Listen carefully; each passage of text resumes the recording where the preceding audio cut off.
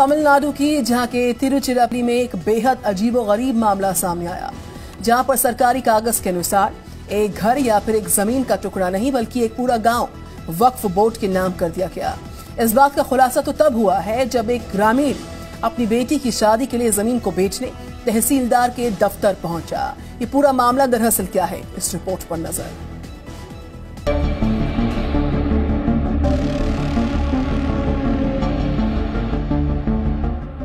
ये तमिलनाडु के तिरुचिरापल्ली का एक गांव है, नाम है थिरुचेंदुराई। यहाँ हिंदुओं की आबादी 95% से भी ज्यादा है। गांव कितना पुराना है इसका अंदाजा आप इसी बात से लगा सकते हैं।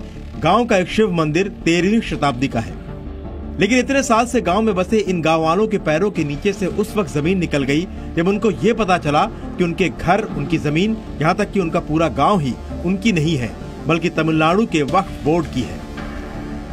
मामले का खुलासा तो तब हुआ जब इस गांव के रहने वाले राजगोपाल ने अपनी जमीन बेचने का सौदा किया।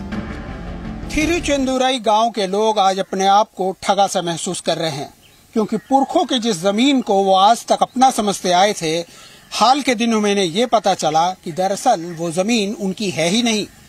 इस जमीन पर तमिलनाडु वक्फ बोर्ड का दावा है।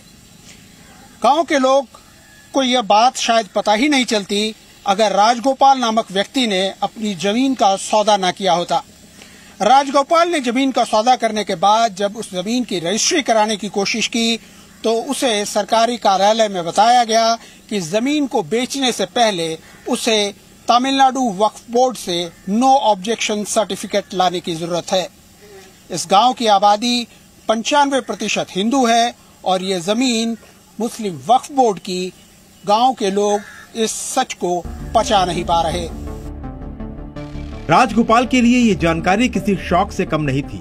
जिस जमीन को राजगोपाल बेचना चाहते थे वो जमीन 40 साल पहले उन्हें उनके ससुर ने बतौर उपहार भेंट की थी। आखिरकार राजगोपाल का जमीन का सौदा रद्द हो गया और उन्हें बतौर एडवांस की रकम भी लौटानी पड़ी। राजगोपाल की खबर सुनकर पूरा गांव ही हैरान हो गया। किसी को भी विश्वास नहीं हो रहा है कि उनका घर, उनकी जमीनों पर उनका कोई हक ही नहीं है। गांव वक्फ बोर्ड के अधीन है और ये आदेश भी सरकारी है। गांव की पंचायत के पूर्व अध्यक्ष धनपाल के पास गांव की जमीनों से संबंधित कुछ दस्तावेज हैं। वो बताते हैं कि ये जमीन रानी मंगम्मा ने वक्फ बोर्ड को दी थी। इससे संबंधित कुछ दस्तावेज वक्फ के पास हैं या नहीं इसकी जानकारी उन्हें नहीं है। त्रिची के लैंड रजिस्ट्रार के पास 1885 से लेकर अब तक के दस्तावेज मौजूद हैं। इस गांव में 85% आबादी हिंदुओं की है। 1985 में 22 मुस्लिम परिवार यहां आकर बसे थे। इस वक्त मैं थिरुचेंदुराई गांव के एक प्राचीन मंदिर में मौजूद हूं। ये मंदिर यहां पर 13वीं शताब्दी से है। कहते हैं कि राजा पारंदकन ने इसे 13वीं शताब्दी में बनवाया था। पर सबसे बड़े आश्चर्य की बात यह है कि इस मंदिर को लेकर के भी तमिलनाडु वक्फ बोर्ड का ये दावा है कि ये उनकी संपत्ति है। अब सरकारी कागजों के इन दावों को गांव वाले वक्फ बोर्ड की धोखेबाजी मानते हुए न्याय मांग रहे हैं। तमिलनाडु में बीजेपी के नेता और पेशे से वकील एच राजा ने इसे सीधे तौर पर वक्फ की बदमाशी कहा है। बेईमानी करने में कोई कानून का जरूरत नहीं है ना। हाँ, 95% हिंदू से तब कैसे ये प्रॉपर्टी और ये जो मंदिर है यहाँ पर जहाँ हम खड़े अभी, यह मंदिर आदित्य सोरेन का बना हुआ है।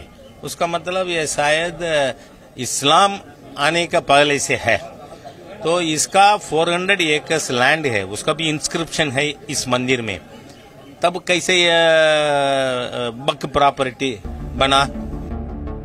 थिरुचेंदुराई गांव की जमीन को लेकर मचे बवाल के बीच अब लैंड रजिस्ट्रार कार्यालय को ये निर्देश दिया गया है कि पूरे गांव को वक्फ बोर्ड की संपत्ति नहीं माना जाए, बल्कि वक्फ बोर्ड जिन जमीनों के नंबर प्रदान करता है उन्हें ही नो ऑब्जेक्शन के दायरे में रखा जाए।